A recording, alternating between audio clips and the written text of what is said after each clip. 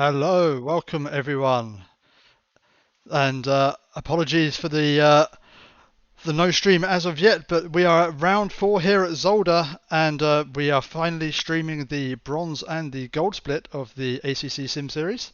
I am joined tonight in the commentary booth by Milan. Welcome, Milan. Hello. Thank you, Roy. Hello, guys. Welcome to the ACC Sim Series, Milan. And yeah, I think we're going to have an interesting race here, as our bronze drivers are currently in the midst of setting their qualifying laps, as Eric Strom gets a little bit squirrely coming out of the final chicane. Also, the hairpin at the back of Zolder. And we've got, at the moment, Duncan Kilford sitting in pole position, preliminary, with a 1 minute 30. I expect we will see these bronze drivers drop their times down here as the session goes on. But Milan, have you had much experience driving these GT3 cars around Zolder?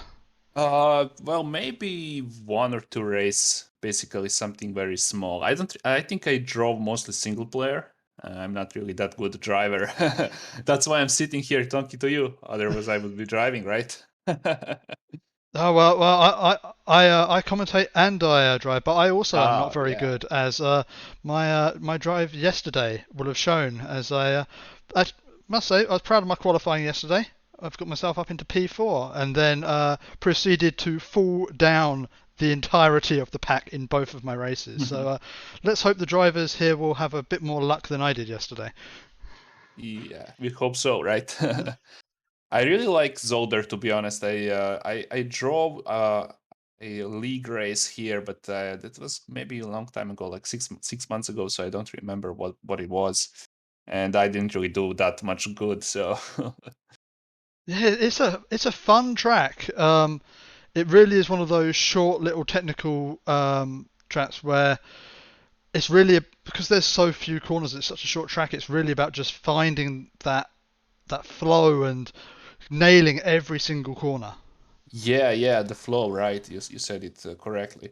I'm not sure. Is this like some kind of old track that they're still using, built in like 50s? I don't know actually. I don't know the history of this track. If anyone in chat is aware, please do let me know. But yeah, it's in Belgium, so I think Spa is obviously the most famous track in Belgium, used for the Formula One Grand Prix. But yeah, I think Zolder doesn't get the love it deserves.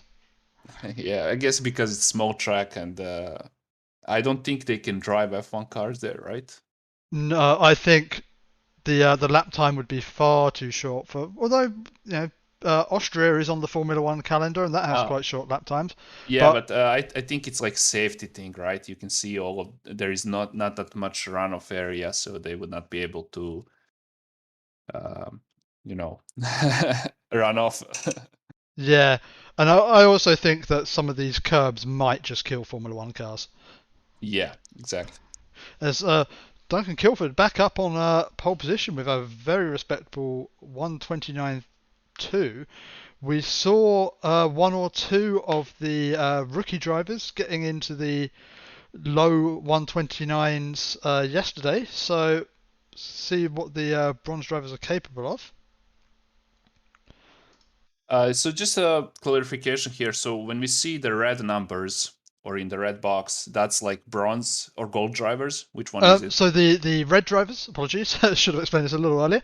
The red drivers are our bronze splits, so this is the lower out of these two tiers, Uh, and then our the pro drive or the as the game has it, the pro split, that is our gold split drivers. So they okay. will be So, going out for the second half of this 30-minute qualifying session. So okay, nice. yeah, the gold drivers do get the benefit of a slightly more rubbered in track. So Rob, yeah. And as we see, car 109 has been disqualified from the session. I suspect that may just be due to them having penalties from previous races. So 109. yeah, Yeah. I think 109 and 333 is that disqualified from the session? Yeah, trying to find the car number here, but SimRace GP doesn't have that information. Yeah. So the last race, Wes Thompson, P4, or actually P1 for the bronze split. So that's the pink AMG Mercedes, right? Yes, the incredibly bright pink AMG Mercedes, and it's currently on for a good improvement here of his lap time. So let's see where this puts Wes.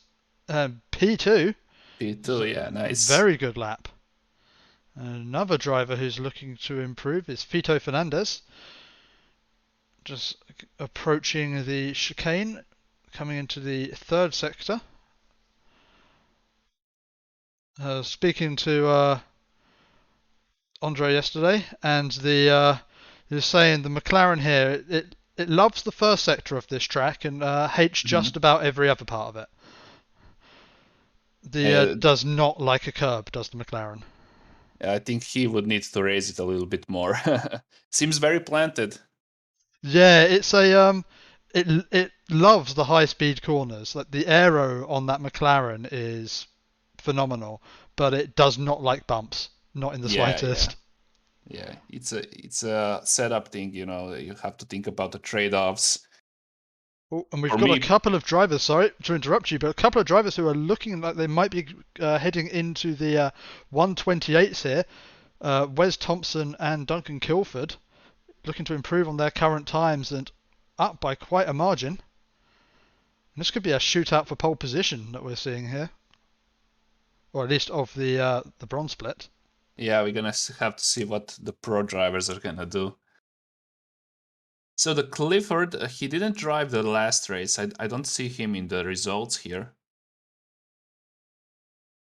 Wes Thompson's just got a 128.7. We see what Kilford's capable of.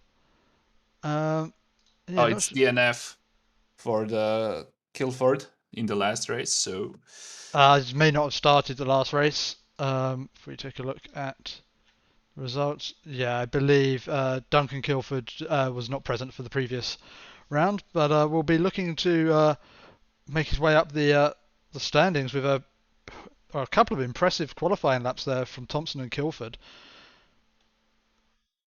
Kilford just missing out of breaking into the 128s with a 129.001.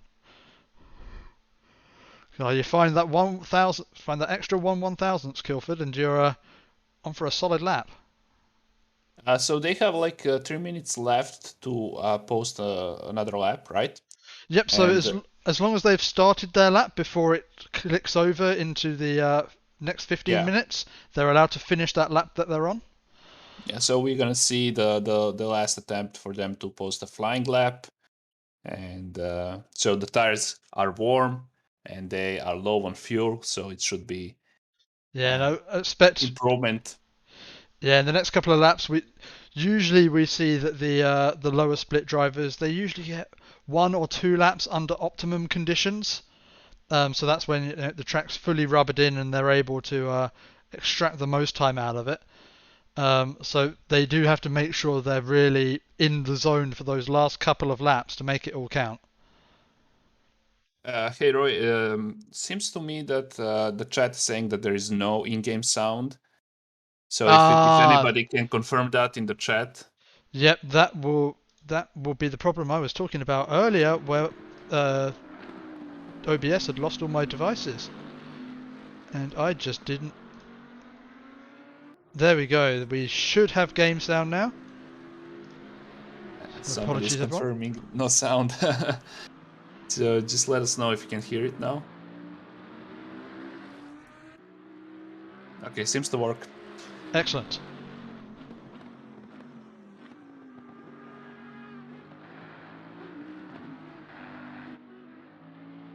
I really Ooh, like the color of that Bentley. Yeah, slightly lost the back end there, so that's gonna cost them some time.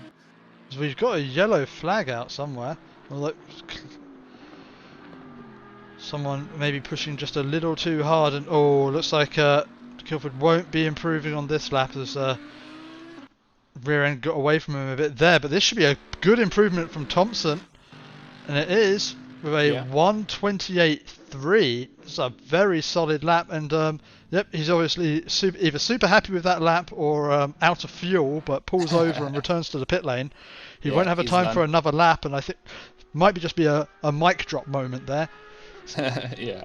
6 tenths up on the next best time, and as Yeah. Kilford returns to the pit lane. Yeah, so he has I guess Kilford is done his stint, and Nemeth, is he on the track? Yeah, so Nemeth's still on the track. Doesn't look to be improving at the moment. A good 4 tenths off their previous best. Okay, And so this will be their last lap attempt, and they pull off the track, yeah, and that is their qualifying session over.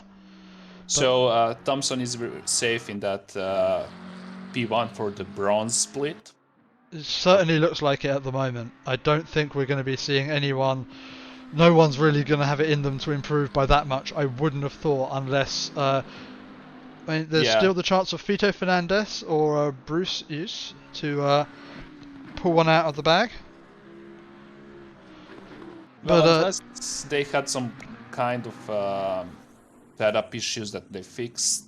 I Or don't think they're gonna be able to improve that lap times, but I guess not. So, the use is not improving that lap time as his Bentley does exactly what I did in the race yesterday.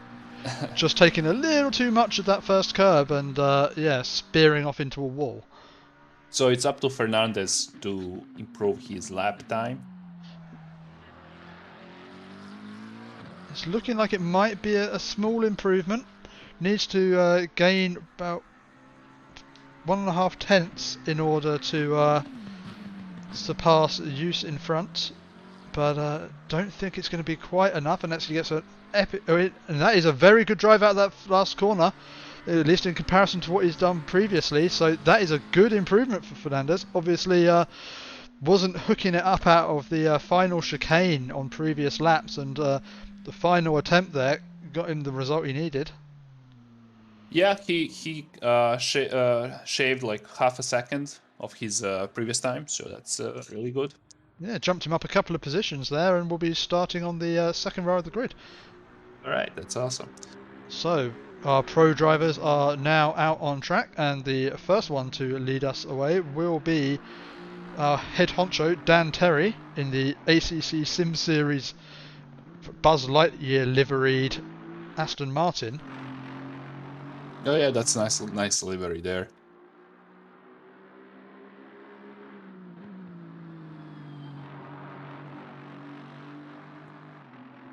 So Roy, remind me. So the ACC, you driving on the track, that influences the track temperature, right?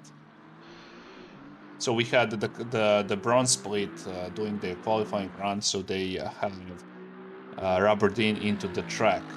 Yeah, so it definitely affects the surface, the track surface in regards to putting rubber down on the track. I've not looked into enough detail into this of whether the driving of the cars actually affects the track temperature. Maybe someone in chat will know a little more, but I know it definitely does affect the surface condition. So the track is more grippy as the session goes on. Yeah, and I noticed that as well. I noticed what I like about ACC, you have that area where you see the marble, and you go there, and it's obviously like much less grip than the racing line. That's just like small detail that makes this really a great game. Yeah, the marbles can be a real killer, especially in the longer races as they build up, and yeah, going offline is you can really feel it, especially if you've got a wheel with decent force feedback. You can feel those marbles on your tyres as you're driving as well. Yeah, Really makes the car feel different. that's why I like ACC more than AC. There's Andre up into P4 with his banker lap. That's a good showing from Andre, who I believe is running away a little bit at the top of the gold standings. Currently 22 points clear of Alan Noah, so Andre just needs to keep it clean and can get that elusive championship win that he's been looking for so desperately before he gets punted up into the pro split.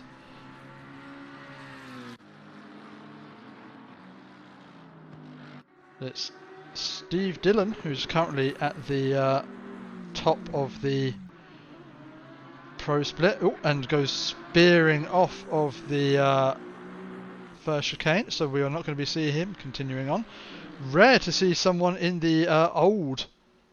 Oh wait, no, that is not the old McLaren. Sorry, I thought that was the 620, but it's not. That sorry, the 640. That is a 720. Yeah, 720. So let's look to see who is improving.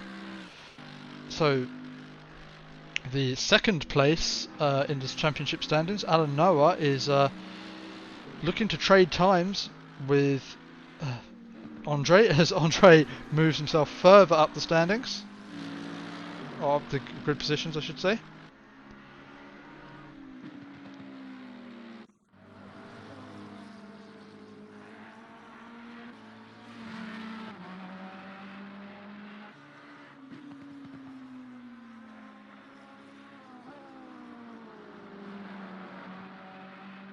So we maybe take a look through some of these Pro Split cars, and let's just have a look to see who's out on track at the moment and doing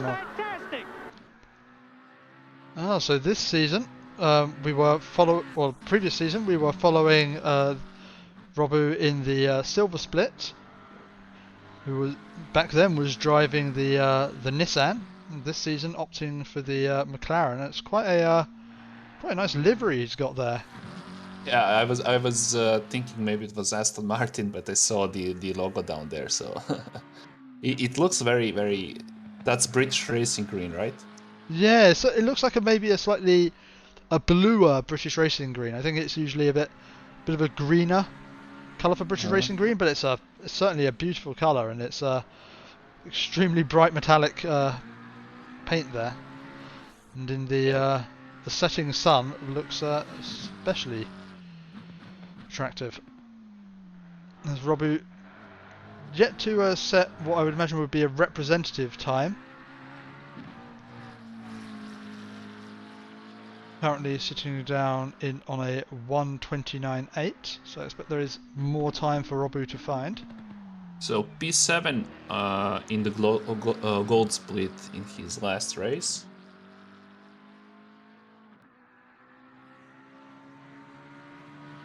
Yeah, currently sitting fourth in the standings. So we know this driver has got pace in them. Just maybe needs to get the McLaren to work for him around this circuit. As we mentioned before, it can be a bit tricky on the bumps, so needs to find the lines that car's able to take.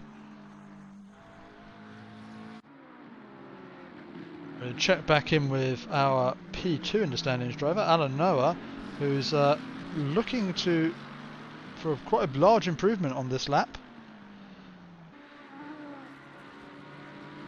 Currently about half a second up on their previous best, and needs to make sure they don't get held up by the McLaren in front. But on this straight should be able to get a little bit of a tow. This might help them move up the standings. Yep, Noah up P5. into P5. We'll be So pleased, could we get an onboard camera so we would see how it looks from the cockpit? we certainly can do. As I'm trying to find,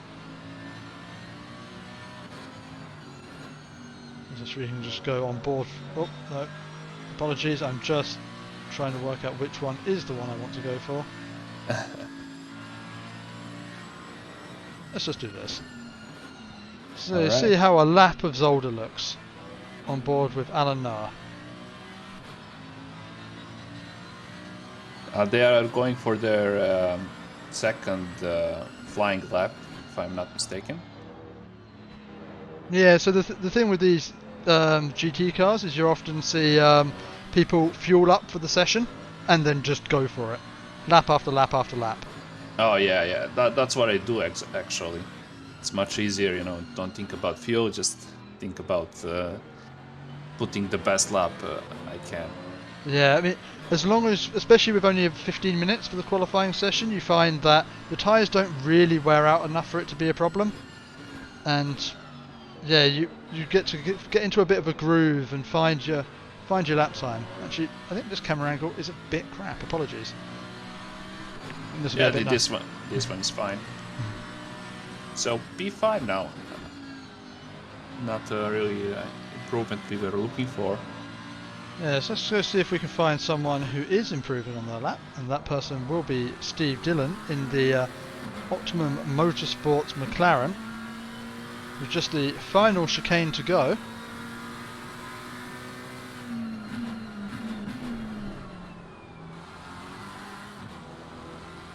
Is that cloud of dust like permanently stuck there? I feel like we saw it a couple of times. I don't know. I think with the Steve Dillon really trying to make the track as wide as possible there, and there is a wall in the way. And this is the section of the track that the McLaren loves, these fast sweeping corners.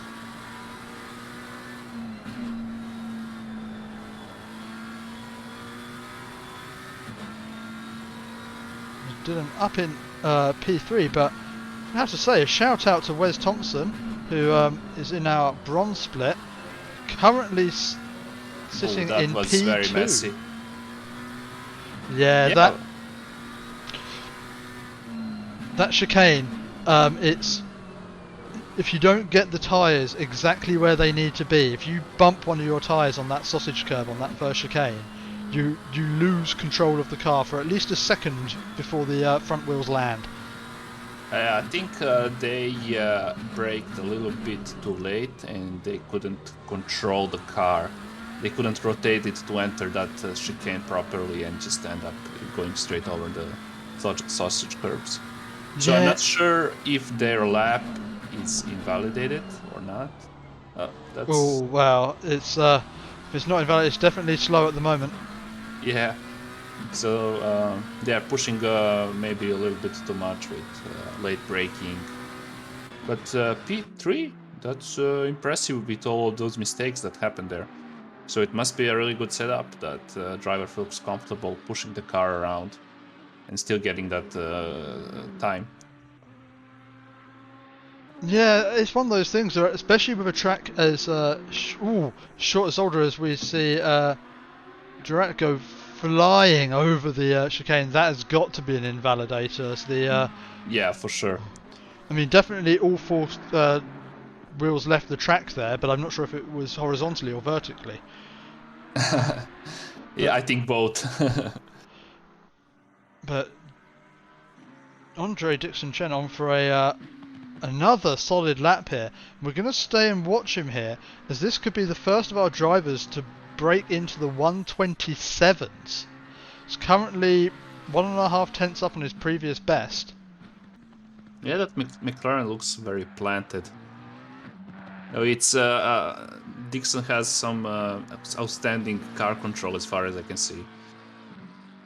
Yeah, to be fair, you need it around this circuit. It does want to step out on you, especially on some of these corners, and just being able to preempt where the car is going to potentially lose control can be the difference between a fast lap and a sloppy lap. But this one is looking like a fast one, and if he can hold it together through the final chicane, I think you might be right. I think that cloud of dust it does just look like it's spewing out of the ground. That is very odd. But that is a 127.8. That is... Yep.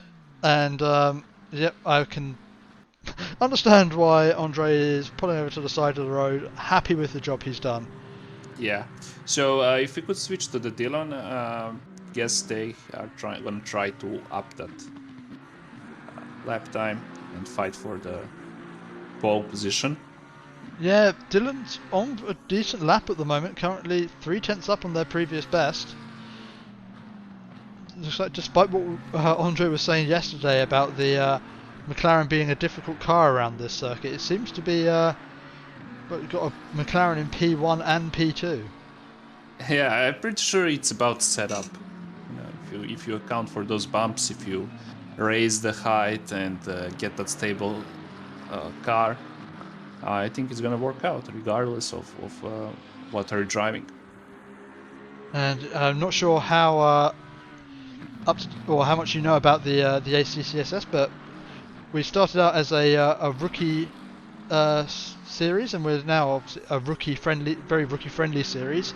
And as such, we have a role in the Discord and in the league, which is known as your band, which is for our very fastest drivers. Oh, okay. So if you win 3 races in the top split, or in this in the gold split, I should say, or you win the championship, you do receive that your band role, and you can only compete in our highest pro tier. That's a really nice role to have. I didn't know about that. So Dylan just made a slight improvement of his time, and I guess it's pole position for Dixon Chen. There are some cars on the track, but yeah, it doesn't look like anyone is improving at the moment. As we just watch. Dan Terry come across the start-finish line. It's not going to be an improvement for Terry. But Yeah, he's the first one to finish the qualifying. just a But few more shout drivers. out to Thompson, P3 for bronze split. Yeah, He's that is next. a phenomenal job for Thompson, and I expect we'll be seeing that driver in the silver or maybe even the gold split next season.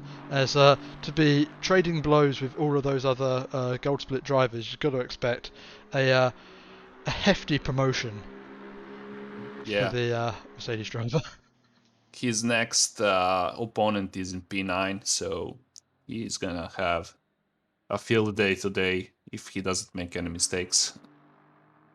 Yeah, the only thing to be careful of is obviously the race start. Don't get caught up, and actually being that far up the grid should enable him to stay out of any trouble. Only going to be a few cars around or ahead to cause a potential problem. It's going Yeah, to be he doesn't really need to fight for P1 or P2 with the gold split. He doesn't gain anything by that. So just, as you said, stay out of trouble, and he should be fine. absolutely.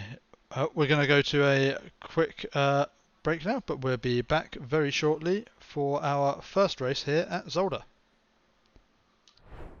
Bring the smell of rain into my bed and lie so close to me. You could be inside my head. Maybe it's a once in a lifetime kind of thing to feel the kind of magic that your love brings.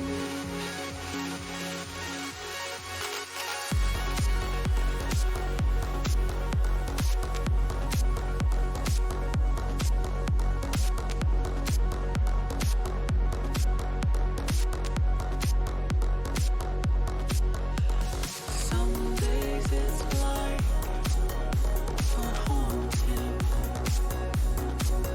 This cool empty space, far above and all around. When I start to miss your face.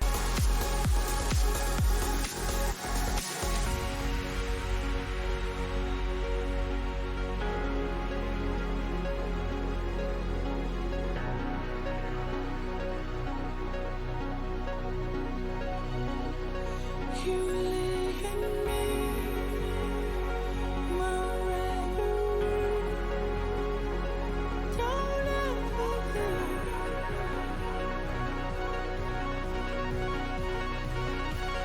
You live in me, my reverie. Don't ever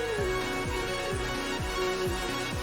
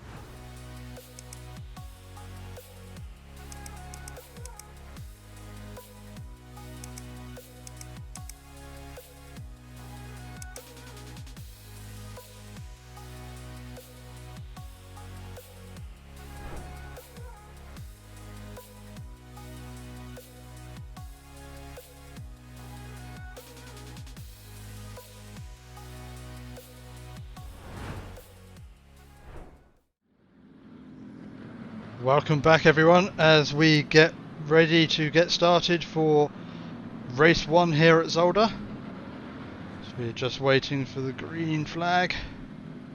Alright, so as soon as the P1 crosses the line and we are live. We are green in Zolder. We're just going to keep an eye on Wes Thompson. Can the bronze driver hold his nerve at the... Well, I say can he hold his nerve? Looks like he's fighting for P2 here. So we check in to make sure we have got everyone cleanly away at the back. And oh, we've got one driver around. That's Darren Christie in the Bentley. Let's just quickly take a look and see what happened here. Oh, there was a little bit of an incident going in there. A few cars round. Yeah, it doesn't seem as bad as it could be, so. Yeah, I mean we have definitely seen worse here at Zolder. So just 3 cars getting clipped is unfortunate, but Darren will have a chance to get round and catch up to the back of the pack.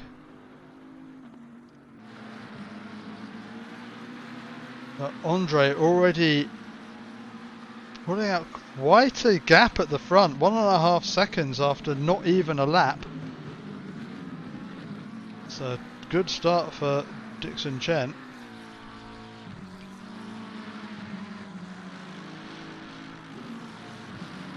But behind him, there's definitely some close racing going on as the 2 AMGs of Wes Thompson and Noah battling over 4th position. Noah probably not wanting to get held up too much by the bronze split driver.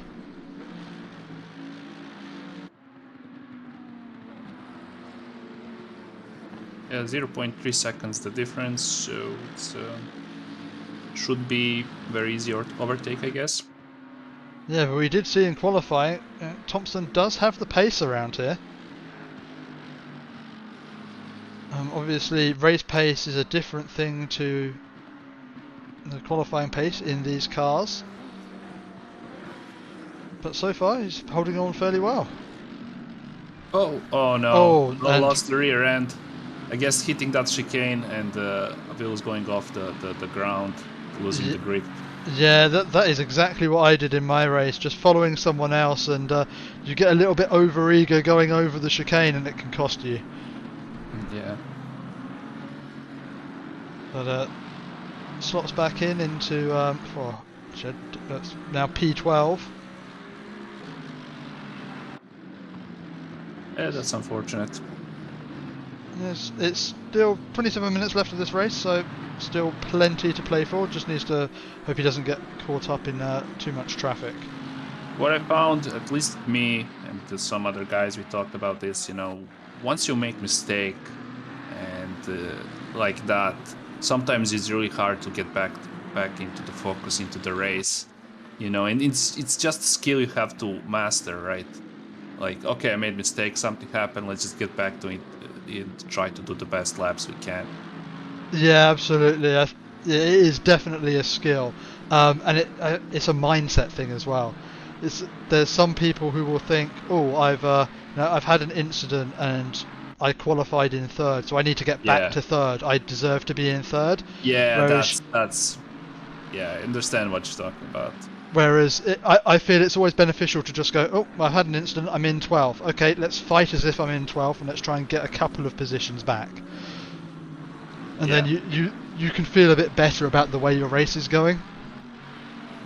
Yeah, I guess it's easy to rage quit, right? Yeah, thankfully that's something that's not too bad in the ACCSimSeries, as the bronze split driver of Nemeth there overtaking the gold split driver of Dan Terry. Dan Terry seems to be struggling a little bit for pace, as is now going to be under pressure from Noah, who's going to be looking to be resurgent after his incident.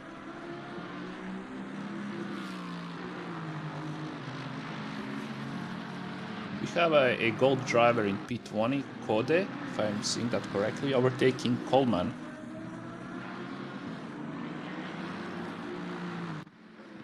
Yeah, so not sure what's happened to Kode.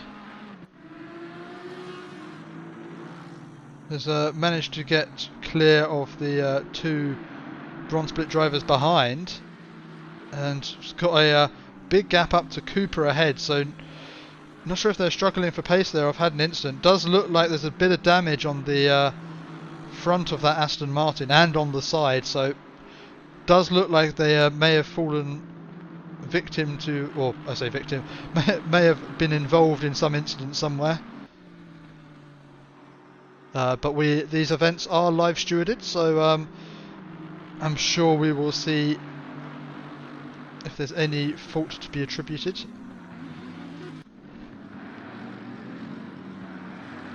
If we check back in with Sasha Hiroshi at the front of the field, chasing down Robu. And Robu finding themselves up in P5, so P4 in the gold split, and that is exactly where they are in the standings. So gold star for consistency for Robu.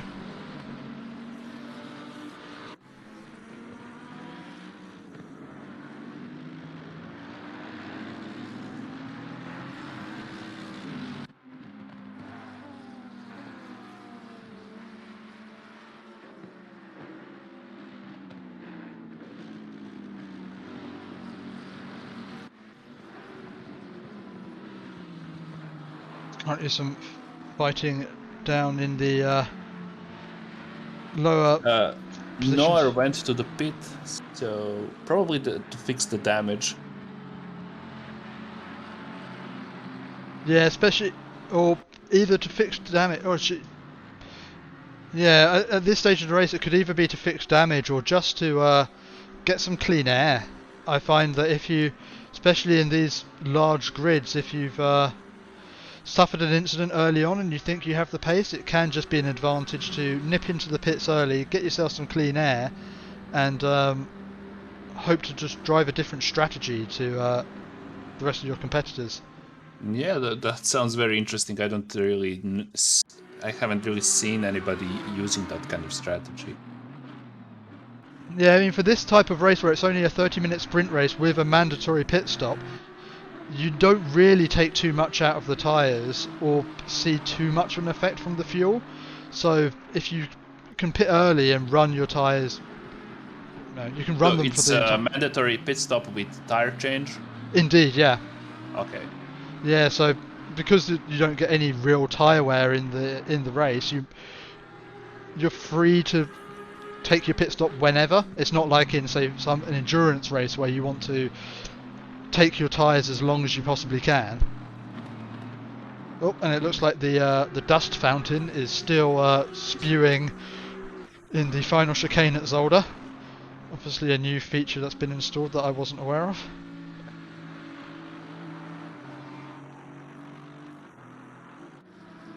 Yeah, we've got a number of drivers who have taken a very early pit stop, but one of them is going to have to take another one, and that is Liam Galvin, who's picked himself up a stop-go 30-second penalty, which will be for speeding in the pit lane. So that's, that's really going to have thrown away Galvin's race there, as it's a long pit lane here at Zolder.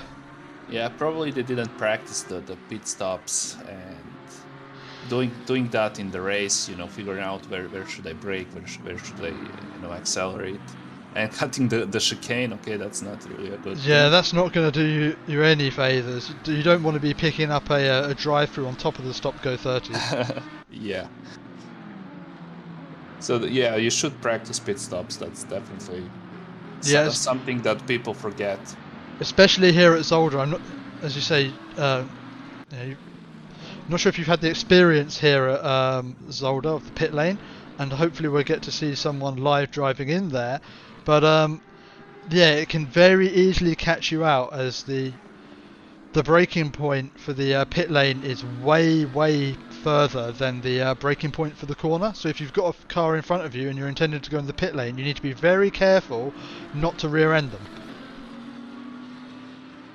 That's Nemeth in P8 chasing down the Crunch.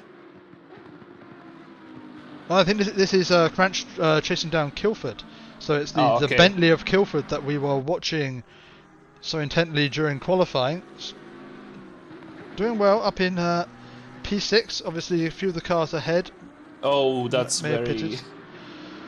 very messy. Oh, and And, we saw Fito Fernandez taking a little bit of an off-road excursion in the background there Yeah. as well. That's problematic chicane, right? Because it has those sausages, and when you hit them, you would just fly off. Yeah, it's a really horrible chicane.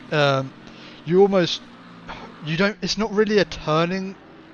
You throw yourself into it. You do all of your turning before you enter it, and then the chicane is really just a straight line over. So it is a really horrible place to have those sausage curbs.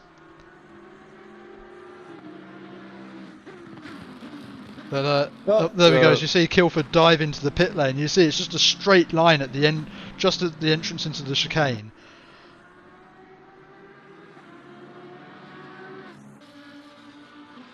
So Crunch now has clean air to make up some time to the Robo in P5.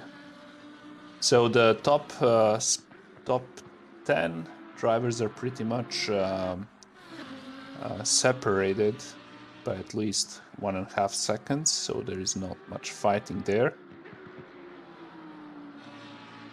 Next driver who might be looking to chase someone down is Chris Meadows, who's wanting to get onto the back of Fito Fernandez. Oh, as we see, who is that? Is that Nemeth? I believe it is Laszlo Nemeth. Obviously, if we can go back, I wonder if we can catch that. I think that was a. I'm going to guess here. I'm happy to put money on it that this is him hitting the first apex of that chicane and spinning off to the left. As you see, Let's see. First apex. There we go. Okay. We've seen that move a lot. And then, another hit on the wall for good measure as he attempts to rejoin the track. He might sustain some damage, so. Oh, definitely damaged the car with that impact. Probably going to the pit stop and. No, so it's. I guess it's not that serious. Obviously, valuing the clean air he's got in front of him over the repairing that damage. So yeah. If you take a pit stop here, you could come back out anywhere in traffic, so take the track position if you can. But, at the moment, our field is all quite spread out at the moment, which is odd here at the 1.5 minute track distance of Zolder.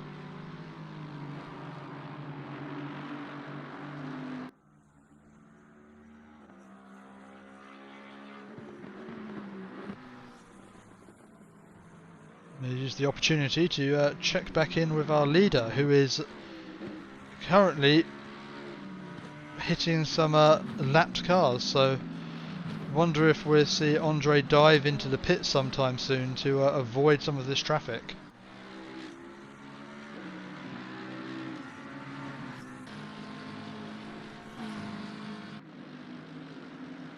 And so that is the P21 Mercedes of Noah ahead of Andre, so not lapped too much of the field at this point, and thankfully it's a fast driver in front of him, so he doesn't need to be worried about being held up too much. But it's once he starts hitting the back of the some of these bronze drivers, especially ones who are battling for position, that he could get caught out and lose some time to Dylan behind. Nor doesn't seem to be moving away very. Ooh, that was a big old jump over the chicane, and did well to hold on to it. Yeah, he has really good car control as far as I can see. Looked like all four wheels came off the track there. But the Noer, that's the Noer he is behind of, right? Yes, it is. They don't seem to be very keen to move out of the way. Yeah, I mean, Noah is in the same split and has already taken his pit stop, so potentially feeling that although Andre is coming round to lap him, they're on they're split part of the strategy. So, you know, this being GT racing, the blue flags aren't an instruction to get out of the way. They're more of a warning to tell you you've got a faster car behind. So if you can hold that distance, you're more than entitled to do so. It's only if the car behind is looking to attempt to move that you just have to not defend it if you're being shown a blue flag. So I guess the time difference between they are the top contender for P1 and P2 in this race, right? So I guess the time difference is like 1 minute and 30, like the whole lap. So do you think that the Dixon is going to be able to go into the pit, do the pit stop, and come up in the P1? So if we take a look at who's at the front of this pack that has pitted, so we've got Mark Bunyan here in the Marky Mark's McLarens. Currently, well, we just saw Noah rounding the corner there in the background, so probably a good 10-15 seconds. I mean, I could work this out. But yeah, I'd say 10-15 seconds ahead, so that's probably a 1 minute 15.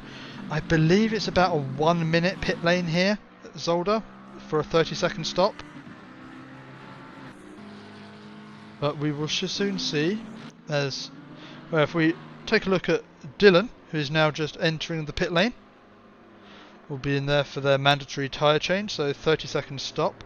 So we'll keep an eye on where Dylan comes out after they've made their pit stop. That's gonna tell us what can we expect when Dixon pits. While that pit stop is going on, we'll take a look at Hershey, who's looking to make a move on Kilford. I think Kilford there just conceding the position to the gold split driver. You don't really want, as I said, with the way the points work in these races, not necessarily an advantage to be racing with someone who's not in your split, because you are not sharing the same points pool. There's Robu doing a little bit of rallycross there. We'll see as we expect Dylan to start moving soon. As it just gets released from the pits. So let's see, where does the McLaren come out? So a long old pit exit here, but it's quite a fast one. And getting dumped right on the apex of turn 2.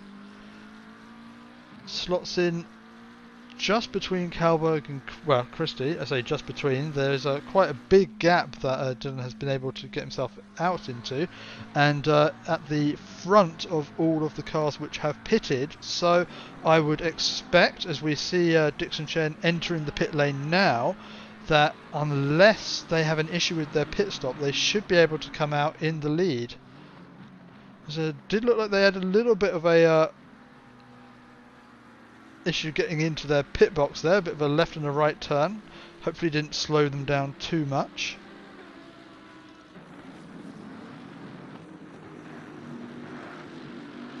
But we're starting to see some of the penalties being applied now. And that is a that sounds for I guess for the track limits, if I'm not mistaken. No, so as I said, these races are live stewarded. We have got a panel of stewards who are watching this race and handing out penalties as the incidents come in. So that is a 10-second penalty for car 14. I don't see that one on the tracker, so P28. not sure what that penalty is for, unfortunately. It's nice to have the stewards watching the race. It's gonna make things more fair. Yeah, it's not much, when you finish the race and somebody like awards penalties after the race. It's something, but it's not the same as getting that penalty during the race. Yeah, I've raced in leagues which do it both ways, and I must say I much prefer the the live stewarded approach. It means you can sort of, unless you've got something you want to protest. Oh, Oof, okay. that is a big contact there between Noah and Chris. Actually, I believe that was Chris Meadows. It seems that Meadows, that's the purple Ferrari, right? Yes, yeah, that is the. Was that the Ferrari of Chris Meadows? Yeah. They seems to run into the Guilford. If you could put the replay. Unfortunately, I did not go back far enough to see it. Okay. So I think we lost that one. We might have to go back and check that one a bit later. Yeah, it seems like they maybe didn't notice the Guilford and just turned into them. No, I think that was the pink Mercedes of Alan Noah. Oh, okay. That was on the inside. Can't miss the bright pink Mercedes. Well, if you're racing on a single monitor, you can only see what's ahead of you. So Yeah, we do ask that the drivers in our races use the the radar. That's what it's called. So that they can see what's going on around them. Because yeah, as you say, it can be very hard, especially if you're racing in cockpit cam or even in bonnet cam. It gets very difficult to see what's going on around you. Yeah, for sure. So only one car is else is now going to the pit. Okay, so we have more cars that did not pit.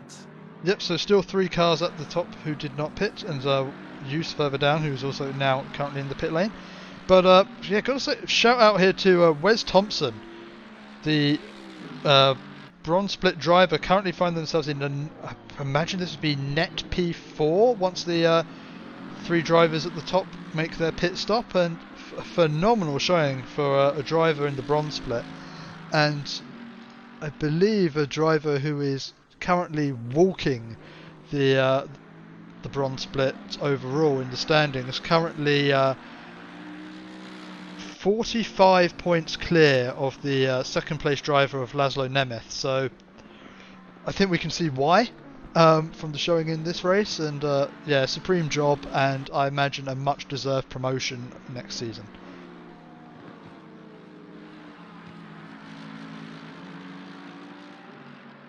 So Coleman only left to pit, and then the grid is going to back to its usual.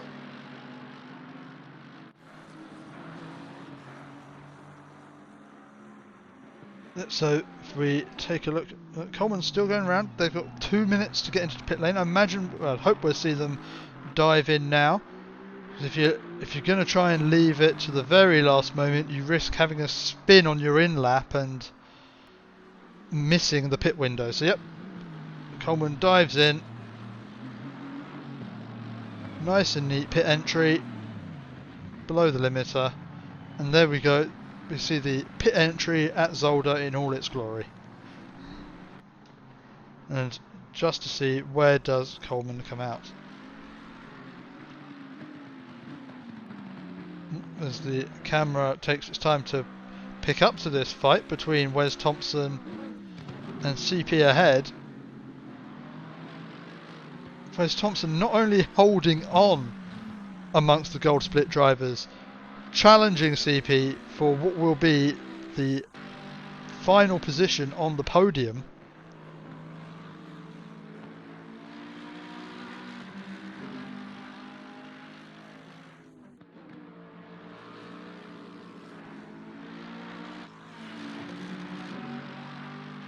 This is really strong racing here from Thompson. Really putting CP under pressure without taking too big a risk. But this, it looks like an opportunity hit. Goes to the outside. Now we go to that famous chicane. Yep. He's flashing the CP. Yeah, that's perhaps no a little bit of poor sportsmanship there with the flashing. CP under, does not need to give way. Especially not to a he just wants to let him know he's there. Yeah, he wants to signal them that he might attempt to pass. So, But does look like CP's carrying a bit of damage there on the front as well. The bonnet of that Ferrari is slightly lifted up.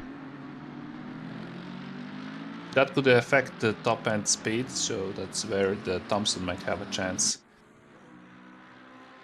Yeah, it needs to concentrate on getting a good exit from the chicane. This is one of the best opportunities to pull alongside, if not to make a pass, as the entry into turn 1 is very fast here. So do they go full throttle in this turn? No, so this will be a slight trail of the brake into the first apex, and the same again here. Trail of the brake from the outside into the apex of turn 2. Thompson is really trying to find some Yeah, Thompson path. seems to be using a lot more of the track than CP, and CP Oh, runs wide. made mistake, yeah. Thompson going for P3. Yep, So that's very unfortunate. We didn't see the full potential of this battle. yeah, watch that again. Yeah, just looks like it maybe trying to catch a little bit of oversteer there on the entry, and ended up running wide. Or maybe just carrying too much speed from that turn, and being under pressure from Thompson. And when you're watching somebody in the rearview mirror, you're gonna make mistakes, right? Yeah, exactly. It's the longer you have a car behind you, the longer it plays on your mind. And but one thing to point out here, as I just noticed, is Cody has not pitted. They have not managed to serve their mandatory pit stop, so I believe that will result in an automatic time penalty from the game, and that will see them dropping down the order. Maybe even disqualification, but that's gold split driver. They should know better. Yeah, they should definitely know better, and well, even if it's not a disqualification, I believe that will drop them down to the bottom of the standings in the gold split. And, well, rightly so, for a driver not taking a pit stop. Yeah, very interesting choice. Seems that if they were to take pit stops, they would be on the bottom of gold split anyway. Yeah, but So, they can't take their pit stop now. The pit window is closed. yeah, maybe it's some kind of calculation. Well, there's Bunyan is looking to an opportunity on CP. We've already seen there. CP make a statement before.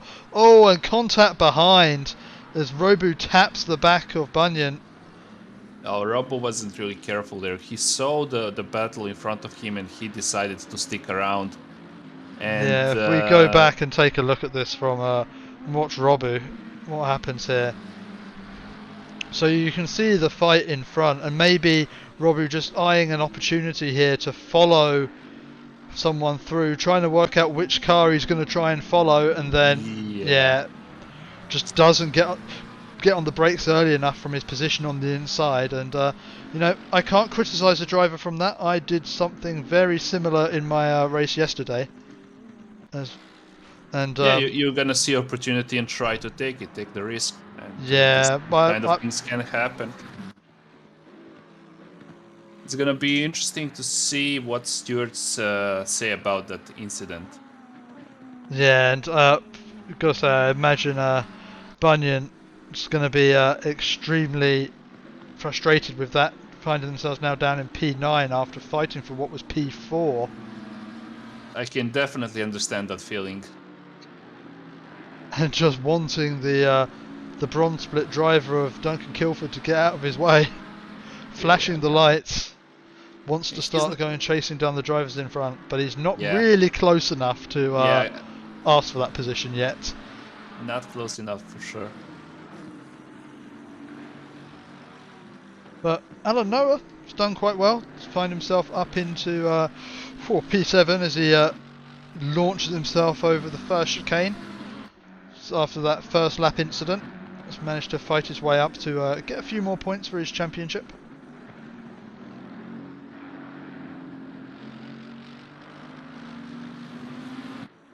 As the leader starts the final lap of this race. As Robbo is continuing the offensive on CP at the moment.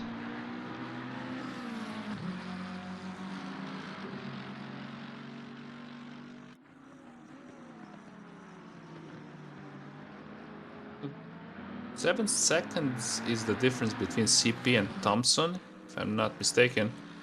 So CP is definitely dropping down the grid. Something must be wrong with that Ferrari. Yeah, well, we did see the front of that Ferrari looks quite heavily damaged. As we try and take a look from a closer camera angle, you can see, yeah, that front end is quite badly damaged. But as we watch Andre Dixon-Chen coming around to start the third sector here, it's been a dominant race from lights to flag, really. Hasn't seemed under pressure at all, and with a 5-second gap to the car behind in a 30-minute race.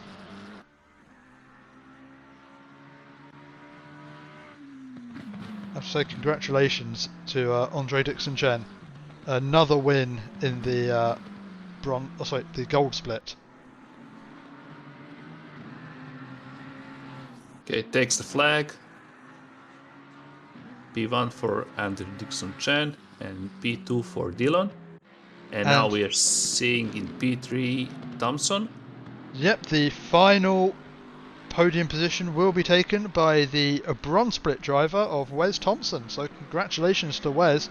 And yes, do flash your lights. That was a superb race, Wes. And well deserved E3. As CP and Robu crossed the line. I think Robu had a nose ahead there as he crossed the line, Yes. but it will not matter because he has picked up a 10-second penalty for that earlier incident. The stewards blindingly fast there to get that applied before the line. Yeah. So that was the incident that we saw earlier where he touched the end of that car. Yeah, for Robo, right?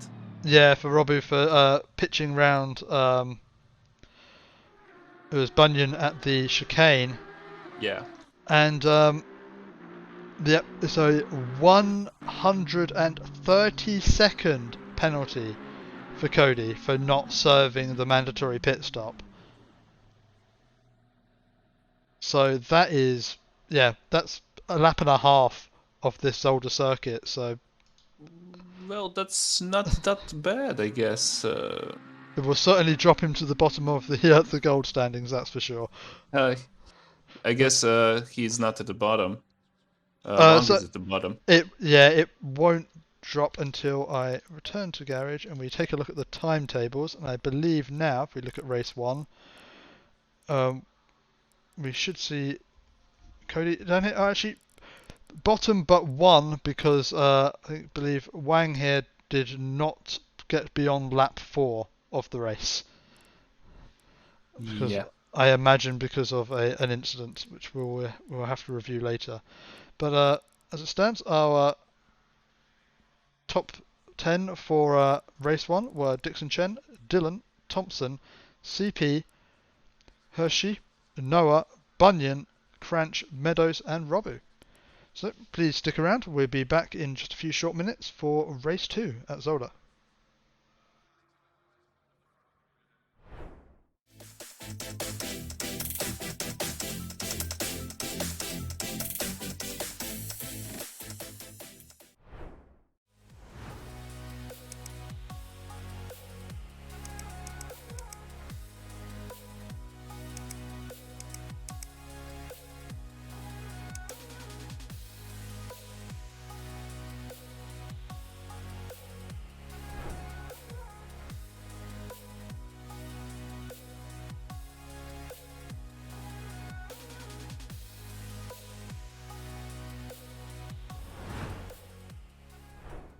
Bring the smell of rain into my bed and lie so close to me. You could be inside my head. Maybe it's a once in a lifetime kind of thing to feel the kind of magic that your love brings.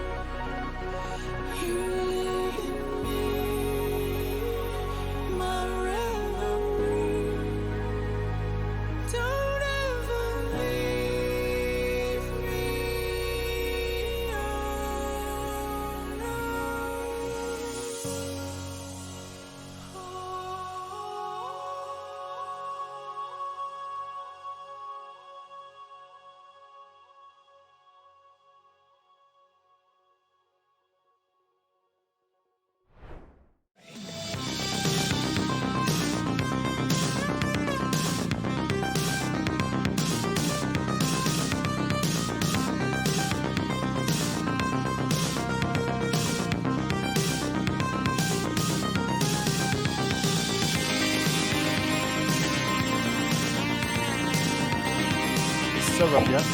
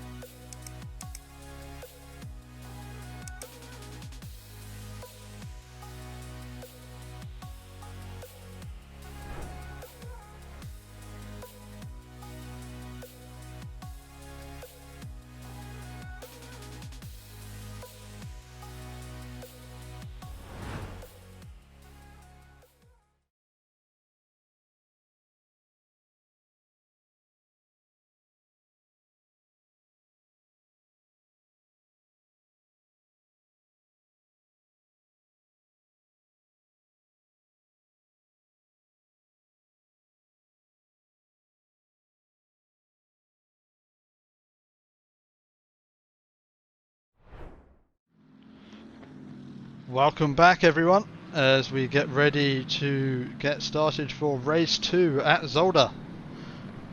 Welcome back, guys. So, just for a little bit of Okay, green flag. recap here, race 2 is usually the less clean race. As we already see one car off on the The sand. P1 seems to do the heavy braking, and that confuses the car in behind him. So I gotta check quickly who it was. Oh, Yeah, Dixon. As we've got a little bit of an incident in the back, as it looks like there's a McLaren round. Is that Robu at the back? It is. So not sure what happened with Robu there. As we maybe go back 30 seconds to see. So, oh, did Robu have to start from the back?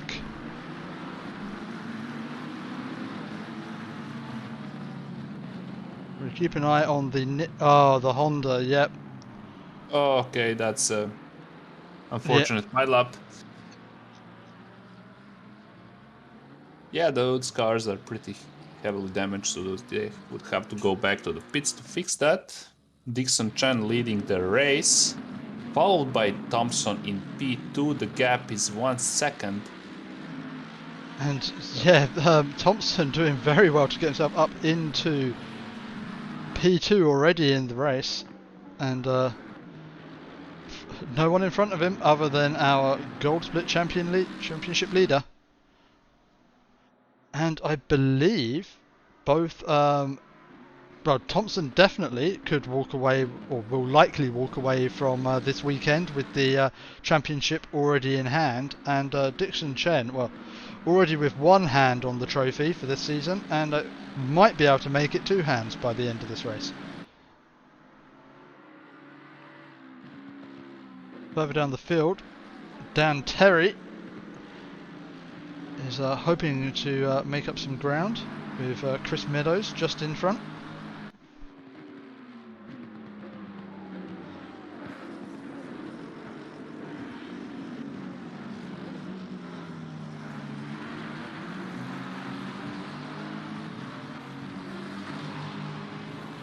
Trying to see where we could go. Maybe to P17 Christie. The difference is really small between him and Eus. So if you could see that battle.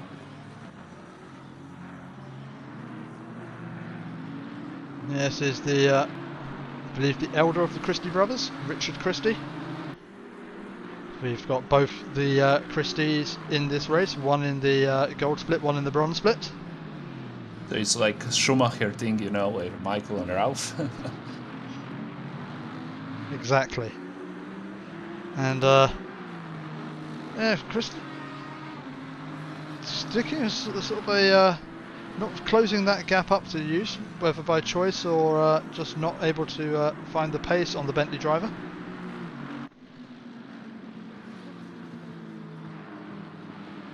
It looks like actually just in front of this battle, it's Hershey on Noah. Yeah, 0.2 seconds. And oh, Hershey giving a little bit of a flash there to Noah. Just letting them know he's gonna attack them. We're seeing here CP getting past Wes Thompson with a committed move into the first chicane.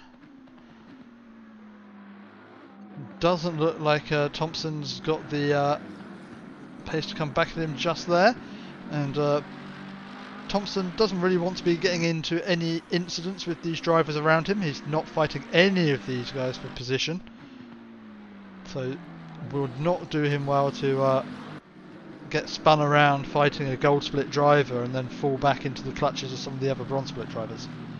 CP probably has something to prove since his last race wasn't really that great. His car was, I guess, limping at some point, and now they want to do everything they can to prove their pace, and especially overtaking the Thompson. Yeah, and well, That's gonna be a big one. Bunyan here, I say making the moves. It's actually Kilford going off track, which allowed him through, but we did see Bunyan running up into what would have been moving up into P4, but from that tap from Robu behind is put him back down into P8th, I believe, but with Robu already retiring to the pit lane early on in this race.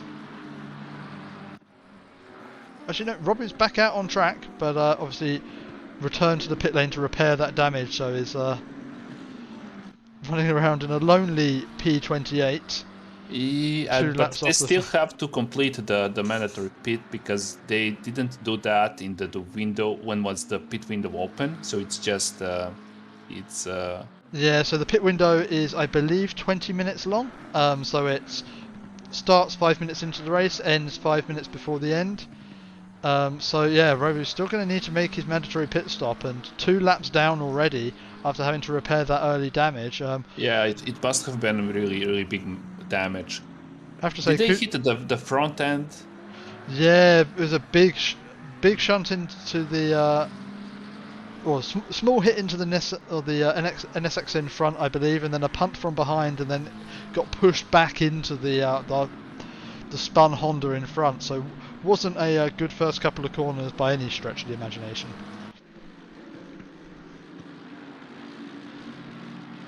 But yeah, good respect to to Robu, staying in the race even though they might not have much to gain from it. See, every little bit of track time teaches you something. Yeah, I think it's respectable to stay in the race, respectable towards the other drivers. Here she going off the track, picking up some dirt. Yeah, the Mercedes not appearing to be too bothered by that though. Slowed down a bit, but didn't seem to lose any control really there from driving on what is quite a loose surface. Yeah. I know from experience that some of the mid-engine cars do not like it when you put a wheel on the dust here. Just wanted to say, if it was a McLaren, I don't think that they would go so. They would not be so planted. They would lose the rear end. Pretty sure. Yeah, if it was the Ferrari, it would be pointing the other way right now. And that Mercedes is huge compared to the McLaren. Yeah, the thing eats curbs like there's no tomorrow, and it appears it also can eat dust. Yeah. And not in the usual way. We don't have that dust cloud that we had in the last chicane. Yeah, it seems like someone turned off the dust fountain. At least for now. And yeah, Hershey and Noah quite evenly matched at this point in the race. Neither one of them really looking like they're able to find an advantage over the other driver. Obviously both in identical machinery.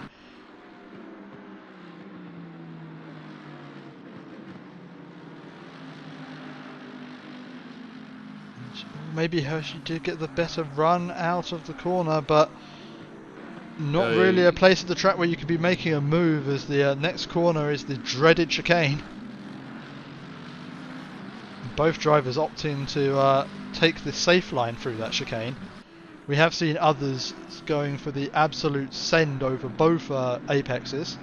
So we are already lapping some cars. I saw the blue flags being up. That must be Noer, if I'm not mistaken, who is being lapped. No, Noah's in No, P4. Yeah. Robu. Robo, yeah. If we check back in with our leader now, who is 6 seconds clear of the next position on track, and is that car behind, that is, I think that's Dylan, who was up in P2. Oh, Dylan has made an early pit stop, so not sure if there was an incident there for Dylan, but now finds themselves down in P20, having made their mandatory pit stop already. And our second place driver is CP, who is also running around a bit on their own at the moment, with Wes Thompson over 2 seconds behind. Yeah, CP increased the gap between him and Thompson, so showing that he is the gold split driver. Yeah, just showing who's boss there, as Wes Thompson behind, I think just putting on his windscreen wipers there. Perhaps was intending to flash someone and hit the wrong button. But Chris Meadows is next driver on track, who's looking to try and make something happen, or maybe it's Poigny behind in the other Ferrari, as it does look like there's a little bit of damage on the back of the Ferrari of Meadows, so that car looks to have been in the wars somewhat.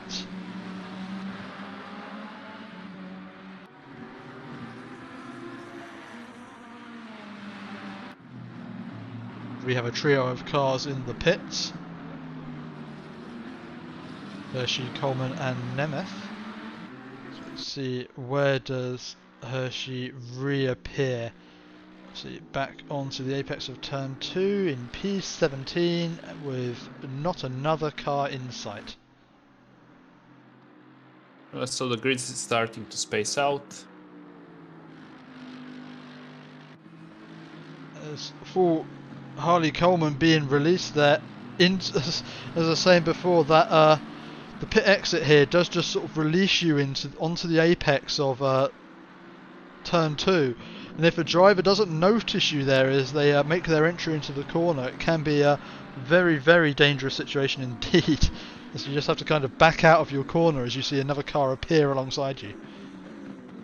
So these cars are all completed their mandatory pit, and those are bronze drivers, right? So there's a number of drivers who, gold and bronze drivers, having completed their mandatory pit stop. A big contact there between Chris Meadows and Poigny, and I have no idea how they both managed to keep going. There's sometimes the ACC physics does love to send a car spinning, but, well, I mean, we accept door banging, but that was on a whole nother level.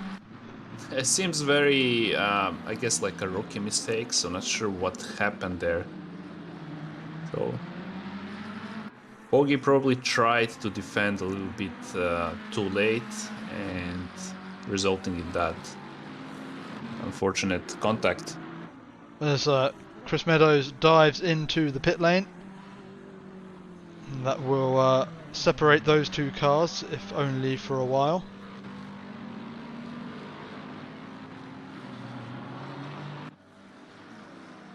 The Poigny continues round in the vegan racing Ferrari and has got the McLaren of Octavian Robu behind. Obviously Robu a couple of laps down and has picked up a 15-second penalty. I imagine that would have been for the incident on lap 1. Yeah, yep. exactly. Yeah, that is for the lap 1 incident. So I guess they're the only driver who got significant penalty from the collision on lap 1. Yeah, seems like everything else in there was considered either a racing incident or nothing where faults could be attributed. So, yeah, Yeah.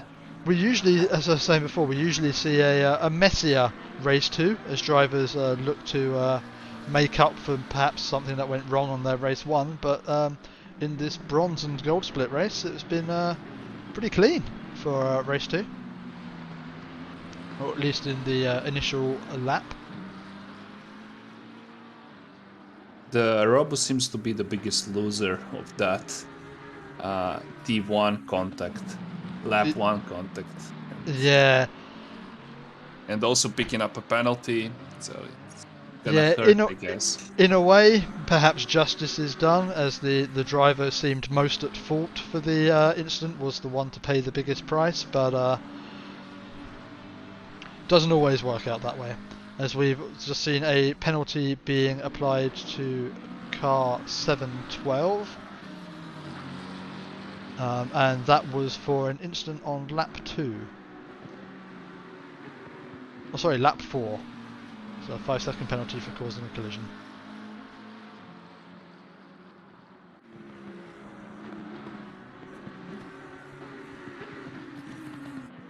As Fernandez continues to follow Axelsen, but with Axelsen being a gold split driver, perhaps Fernandez just choosing to stay behind and allow the driver who should, at least in theory, be quicker than Fernandez, just give him a little bit of a tow. Yeah, it seems Fernandez is dropping down from Axelson, so Well, I don't. we say that, Not- it looks like he's closer than he has been before now. I think that might have just I- been a bit of a poor exit on the chicane, but Fernandez now right on the back of Axelsen. I'm looking at the gap times. Oh, don't trust the ACC gap times. They take a while to update. Well, that's then on the ACC, right? Yeah.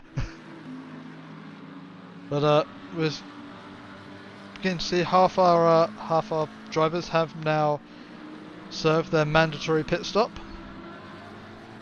It's I guess it's half of the grid has served, maybe more than half. And yet again, it is Bunyan who is at the top of the drivers who have made their pit stop. Obviously preferring the early pit strategy, does Bunyan. So we're beginning to see a number of other drivers picking up, or at least being handed their penalties. Unfortunate for Dylan there, being handed the 15-second penalty after they've served their pit stop, so they will have to take that penalty at the end of the race.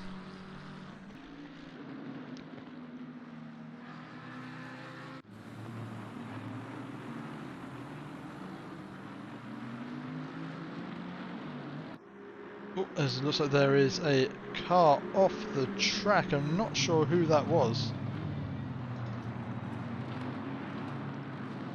I think that was the Fortunately, Bentley of Darren Christie. Let's have a look. I was looking at the time, so I missed it. Let's see if we can see what happened there. Oh, well, we missed that one as well. I think that was the Ferrari of Kalberg going off.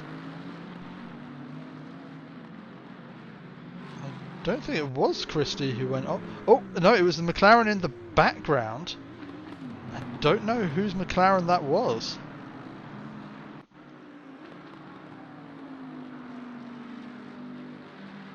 May have been Liam Galvin, if I'm not wrong. Yeah, that would have been.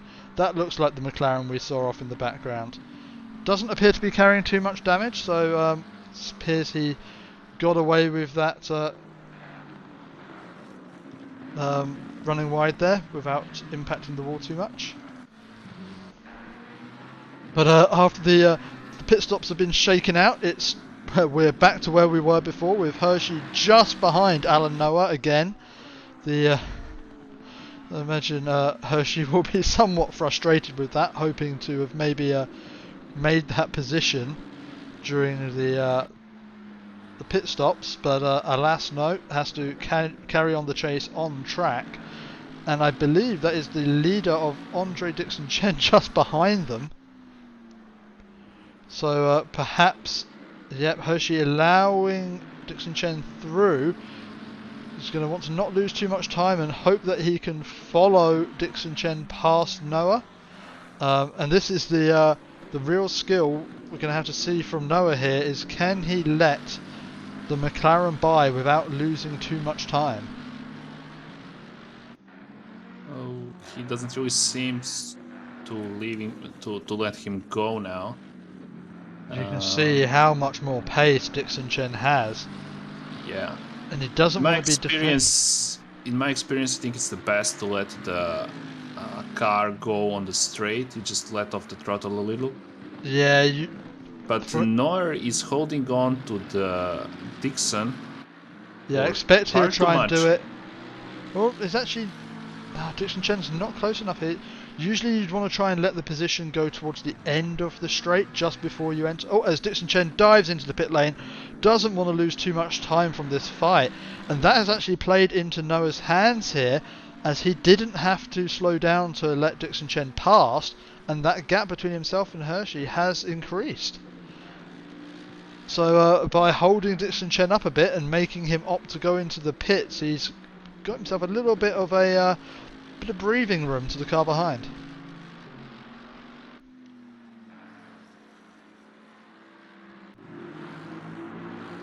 As Kalberg is back underway, carrying a bit of damage on the front of that Ferrari, and has already served their mandatory pit stop, so he's probably not going to want to be trying to repair that. He's now chasing down Darren Christie, who's this season has moved from the Ferrari into the Bentley.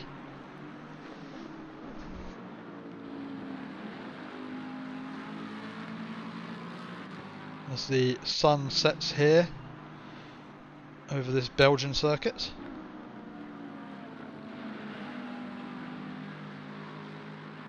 You can see Kalberg has a lot of pace here.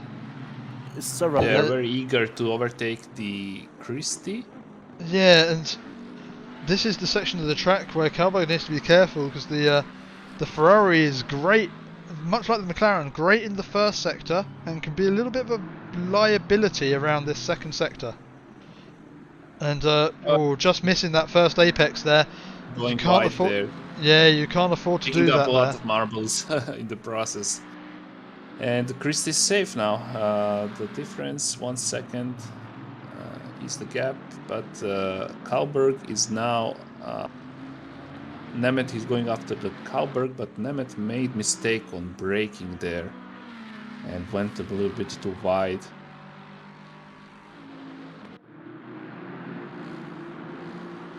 As Use dives into the pit lane. Do you think they're gonna serve their 10-second penalty in the pit? Yep, so this will be served in the pit box. As I believe Chittle is also in the pit lane just behind. So Chittle should come out in front of Use after Use has served their 10-second penalty. As long as they don't have too much damage to repair on that Lexus. And those are the only 2 drivers that didn't serve the pit mandatory pit stop, or do we have more drivers? I believe those are the only 2 who have yet to pit, so once those 2 leave the pit lane, our order will be as it should be on track.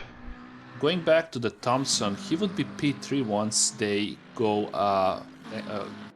past the pit lane.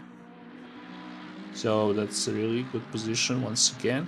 Yep, so he's just coming past the pit exit now, so that is definitely the top 3 settled. As I believe that's also Bunyan going past now, who's having a better race than they were in race 1, but they were up there around here in at this point in race 1 as well. It wasn't until the dying moments when they were unfortunately tagged by Octavian Robu and fell down the order. So fingers crossed Bunyan can hold on to P4 in this race.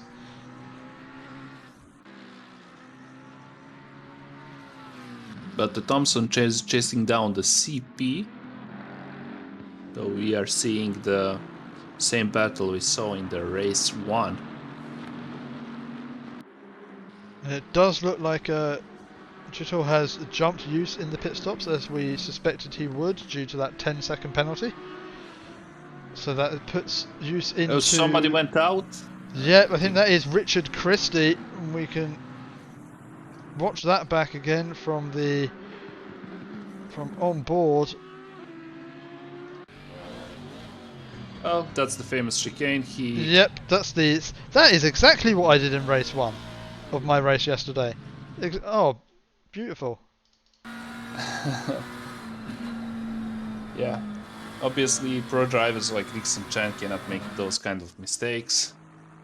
That's why they are leading this race. And 50 seconds the gap between him and CP, so he's comfortably leading this race in P1, and no reason for us to think that he is gonna finish anywhere else other than P1. Yeah, and when you think of that is half... Well, I was going to say half a second a lap, but it's actually half a second a minute for this race. And Yeah, I'm not really good with math in my head, so I'm gonna trust you on that. yeah, if we say this is a 20-lap race, that is a phenomenal gap to have pulled out. And well done to Dixon Chen. You're certainly going to have earned your promotion to the Pro Split next season.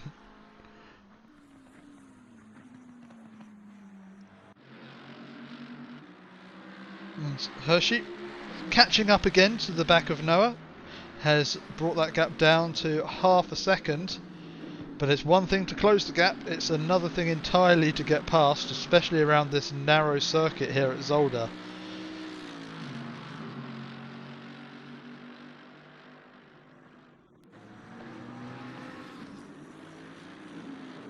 They need to shape that gap before they could attempt anything.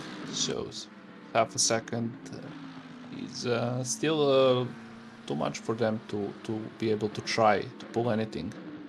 Yeah, I think it's been, what, 3 laps since Dixon Chen went into the pits, where that gap was at about a second and a half. So in 3 laps they've closed up a second, so it's definitely a pace advantage to Hershey at this point in the race. But again, as I say, I think you're going to need a bit more. Like 4 laps until the end of the race, something around that, 5 or 4 laps. Yeah, so where is Dixon Chen at the moment? So currently in the 3rd sector, so with a 1 minute 30, or around a 1 minute 30 each lap, I'd expect we'd see, at least for Dixon Chen, another 3 laps of this race. 3 or 4 laps. I can't do the maths right now. Yeah. So let's focus on drivers on the track.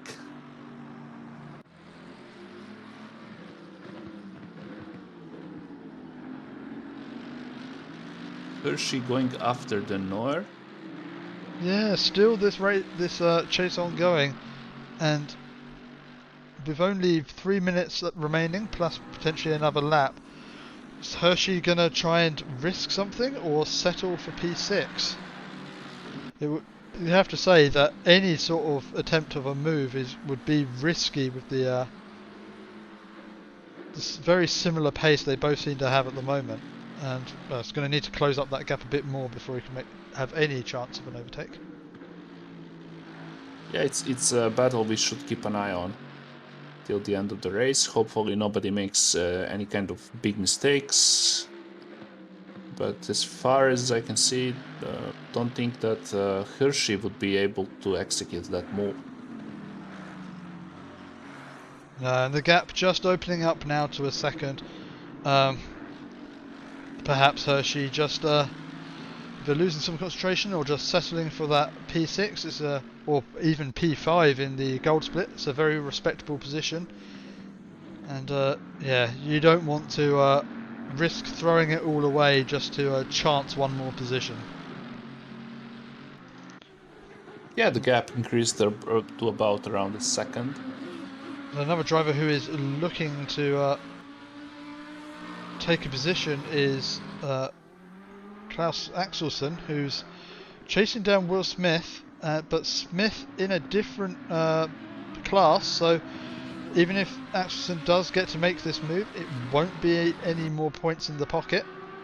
But they need to what they need to watch for is that gap to Poigny, currently sitting at about 13 seconds.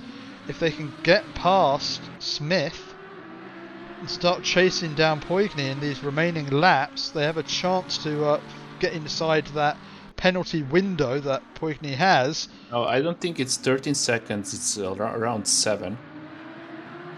If my math from head is not mistaken this time. Yes, you're right. I am adding up the wrong numbers, so it is 7 seconds. You're right. So this is a much closer race than we thought.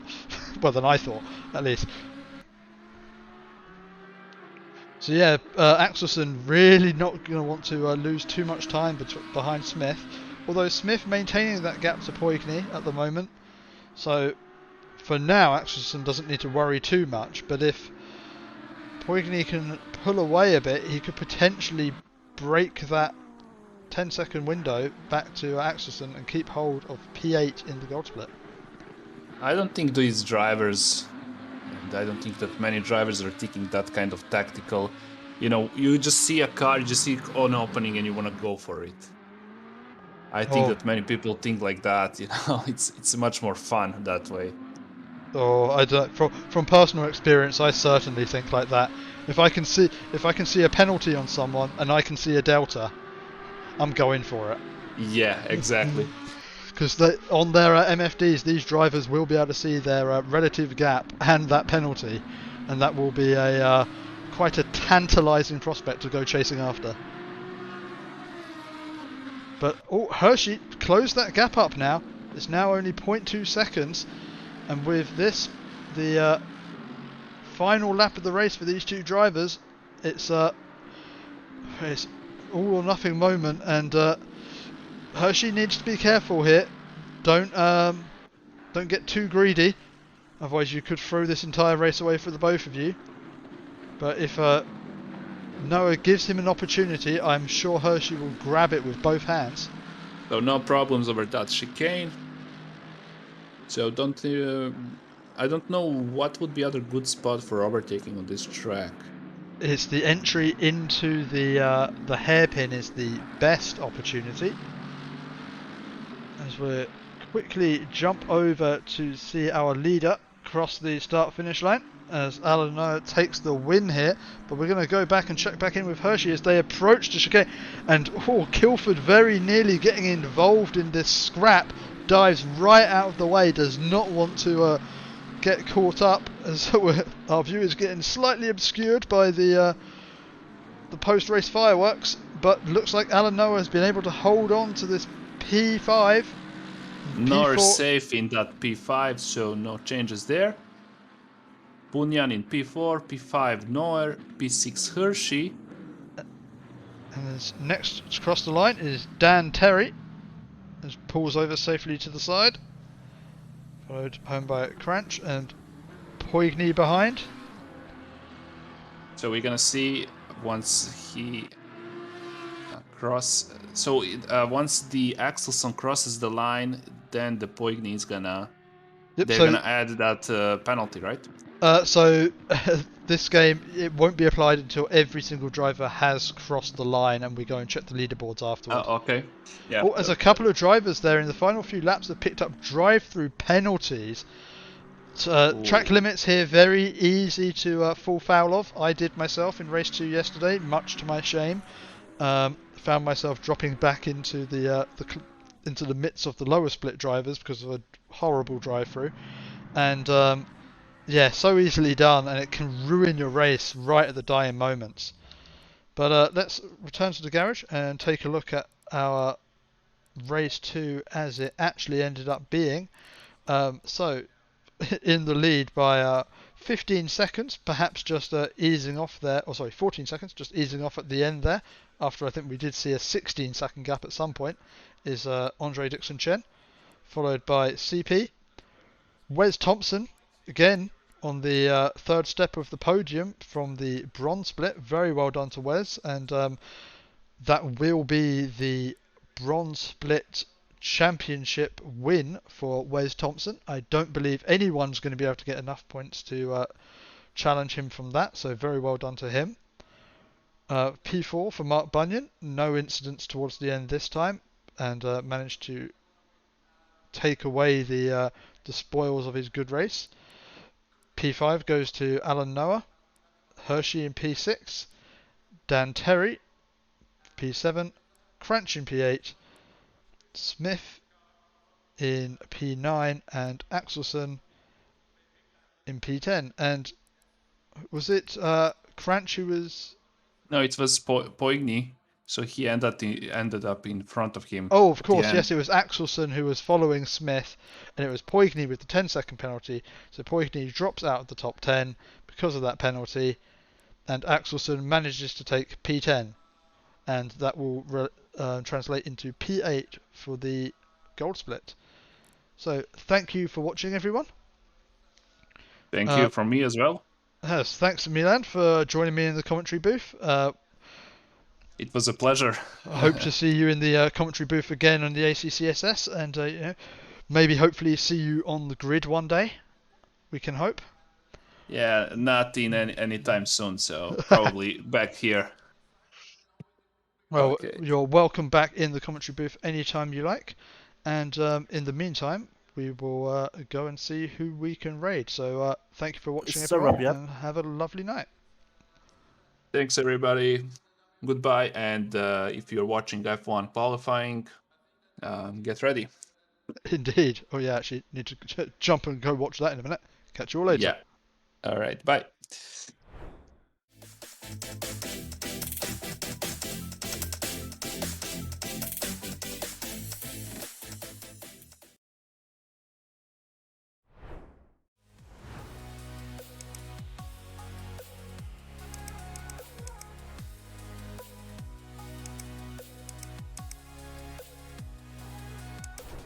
Bring the smell of rain into my bed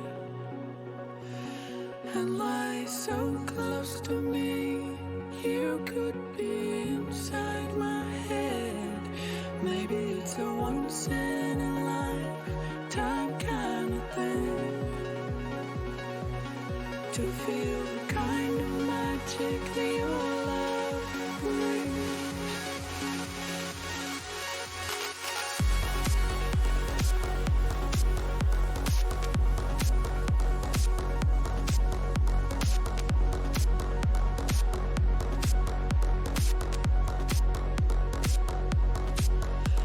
Some days it's like a haunting. This cool empty space, far above and all around. When I start to miss your face.